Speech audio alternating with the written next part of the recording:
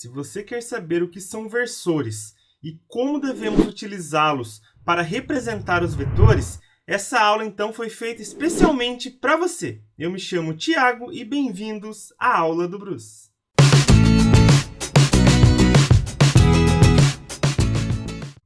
Nessa aula então vamos falar sobre versores, e versores são vetores unitários que utilizamos para escrever os outros vetores, ou seja, são vetores aí que medem uma unidade, certo? E podemos representar os demais vetores em função deles. Vamos a alguns exemplos aqui. Aqui a gente tem uma malha quadriculada, certo? A gente vai trabalhar em duas dimensões. Aqui no eixo X temos esse vetor I, que ele mede uma unidade, aqui um quadradinho, certo? E aqui no eixo Y temos esse versor J, que mede uma unidade também, certo? Ele é vertical para cima e o I é horizontal para a direita. Se você estiver trabalhando em 3 dimensões, aí você teria um eixo Z e você colocaria também um versor K. Porém, aqui vamos trabalhar apenas 2 dimensões. E esses versores, você também pode colocar um chapéuzinho em cima da letra. Você pode fazer assim, ó, o J dessa maneira e o I dessa maneira. Que aí você está mostrando que são versores, esses vetores unitários. No caso aqui eu vou deixar com a setinha mesmo, igual trabalhamos com todos os vetores. Olha só, aqui eu tenho um vetor A, certo? Pessoal, dá uma olhada nesse vetor A. Ele não mede 2 quadradinhos? Ou seja, ele não tem o dobro do tamanho do I? E ele não aponta para o mesmo lado que o I aponta, para a direita? Então, eu posso escrever esse vetor A da seguinte maneira. O A vai ser igual a 2 vezes o I, certo? Ele não é o dobro desse vetor I, desse versor. Agora, olha esse vetor B. Ele é vertical, aponta para cima e mede 3 quadradinhos. Ou seja, não é 3 vezes o tamanho do J e aponta para onde o J aponta? Então, eu posso escrever esse vetor B da seguinte maneira. 3 vezes o versor J. Lembrando, os versores são esses vetores unitários. Agora, olha só o que eu vou fazer. Vou pegar esse vetor C, ele é horizontal, ele mede 4 quadradinhos, só que ele não aponta para a direita como o I aponta. Ele aponta para a esquerda.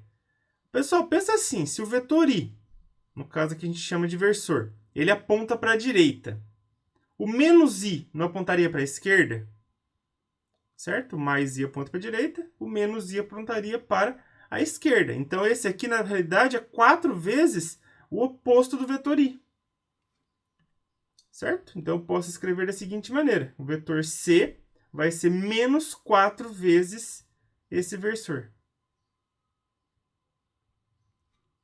Certo? Por que menos? Porque ele está no sentido oposto do I. E ele é 4 vezes o tamanho do I. Agora, olhem esse vetor D. Tá vendo que ele tem o mesmo tamanho do J, só que ele aponta para baixo? Então, ele é o oposto do J, certo? Se o J aponta para cima, ele aponta para baixo, então ele vai ser menos o J, certo? No caso aqui, o vetor D é menos o versor J. Aí, se fosse o dobro do tamanho aqui para baixo, vai ser menos 2 vezes o J. Dessa maneira que a gente tem que fazer. Agora, eu vou pegar aqui alguns vetores na diagonal. Por exemplo, esse vetor E. Ele está aqui na diagonal. Dá para ver que ele aponta para cima e para a direita. Então, eu vou fazer uma decomposição, certo? Eu vou achar as projeções dele. Olha só, aqui na horizontal, eu consigo achar um vetor que aponta para a direita. E aqui na vertical, um vetor que aponta para cima. Se eu somar esses dois, vai dar o vetor E, certo? Mas eles são as projeções dele. Dá para ver aqui, ó, pessoal, ele mede 3 na horizontal e 3 na vertical. Então, ó, 3 na horizontal apontando para a direita seria 3 vezes o I. E 3 na vertical apontando para cima seria 3 vezes o versor J. Então, eu posso escrever esse vetor E da seguinte maneira. 3I mais 3J. Agora, olha esse vetor F. Eu consigo também achar projeções para ele. Tanto no eixo X quanto no eixo Y aqui. Olha só, eu posso pegar aqui na vertical, ele aponta para baixo, certo? Porque esse vetor aqui aponta para baixo e para a direita, né? Então, aqui eu consigo pegar 2 quadradinhos. E aqui eu consigo uma projeção dele também. No caso, pegando 5 quadradinhos. Aqui, no caso, apontando para a direita, certo? Então, 5 vezes o i, que pega 5 quadradinhos, e aqui aponta para baixo, ao contrário, o oposto do j. Então, 2 vezes o j negativo, menos 2j. Então, eu posso escrever esse vetor f da seguinte maneira: 5i menos 2j. Lembrando que ele aponta para a direita e para baixo. E a gente consegue essas duas projeções. Somando esses dois vetores aqui, a gente consegue obter o f de novo. Tá vendo? Eu estou escrevendo qualquer vetor aqui em função de i e j. Agora, olha esse vetor g. Eu consigo também achar duas projeções para ele, uma na vertical e uma na horizontal. Ele aponta para baixo e para a esquerda.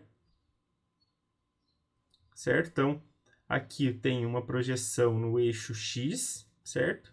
Mede 2 vezes o i, só que ele está para a esquerda, então é menos 2i. E aqui 3 para baixo. Então, como está o oposto do j, então menos 3j. Certo? Que pegou 3 quadradinhos. Então, eu consigo escrever esse vetor g da seguinte maneira: menos 2i menos 3j. Certo? Agora, vamos fazer somas vetoriais utilizando os versores. Eu quero achar aqui o vetor S, que é o vetor soma, o vetor resultante, que vai ser a soma do vetor E mais o vetor F mais o vetor G. Esses são os 3 vetores que estavam no slide anterior. Vamos lá. Como que é o vetor E? Escrito aqui utilizando os versores. Ele vai ter uma projeção aqui de 3i mais uma projeção de 3j. Certo? Porque ele pega 3 aqui na horizontal, 3 aqui na vertical. Essas são as projeções desse vetor, certo? Então, 3i mais 3j tem que dar o vetor E.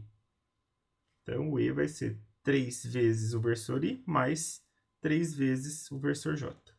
Agora, vamos para o vetor F. Ele vai ter uma projeção aqui na horizontal 5i, uma projeção aqui na vertical menos 2j. 5i porque aponta para a direita, né? Para onde o i aponta.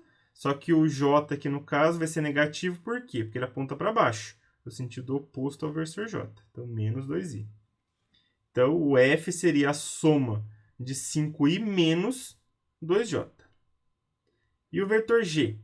Eu vou decompor ele também, ó, usando os versores i e os versores j. Então, vai ficar menos 2i menos 3j. Por que menos aqui no i? Porque ele aponta para a esquerda em vez de apontar para a direita, como o i aponta. E por que menos no j também? Porque ele aponta para baixo em vez de apontar para cima. Certo? É o oposto ao j. Aqui é 2i porque mede o dobro do i. E aqui 3j negativo, né? Porque mede o triplo do j. Então, eu posso escrever o vetor g da seguinte maneira: menos 2 vezes o versor i menos 3 vezes o versor j. Então, aqui vamos fazer agora a soma desses vetores, somando os seus versores, certo? Então, vou somar aqui eles. Se eu somar o vetor E mais o vetor F mais o vetor G, tem que dar esse vetor resultante aqui, esse vetor soma S. Certo? Aí, o que eu vou fazer agora? Eu vou somar o que é I com o que é I e o que é J com o que é J. Não posso misturar. Então, aqui eu tenho 3i mais 5i, vai me dar 8i, mais o menos 2i, então vai ficar menos 2i, né? Então vai ficar 8i menos 2i, que dá 6i. Agora vamos para o j.